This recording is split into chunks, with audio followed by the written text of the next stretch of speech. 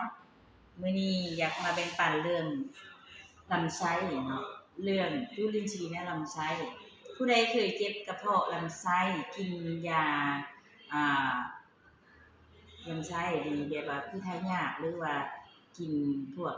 บำรุงลำไส้อยู่กินสากินอิหยังนั้นมันจะบ่มีจุลินทรีย์แต่ตัวนี้แม่เรียนบอกได้เลยว่าแม่เรียนเคยเป็นมะเร็งลำไส้ก็คือตัวนี้ซอยได้และดีย้อนตัวนี้คือสีฟ้าเรียนครับแล้วก็กินมาดูแล้วมื้อนึง2เม็ดกินคู่กับโปรตีน MX โปรตีนตัวนี้ซอยได้หลายเด้อ MX โปรตีนอัมแฟนไข่ขาวนี่ซอยกับกลุ่มพวกเป็นมะเร็งลำไส้กินทุกวันแม่เลี้ยงมื้อละ1-2แล้วก็อันนี้2เม็ดเนาะใส่กัน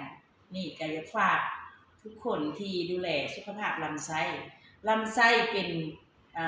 สมองส่วนที่2ของมนุษย์ทุกคนเนาะแม่เลี้ยงดีแล้วก็อยากแบ่งปันให้ผู้อื่นได้กิน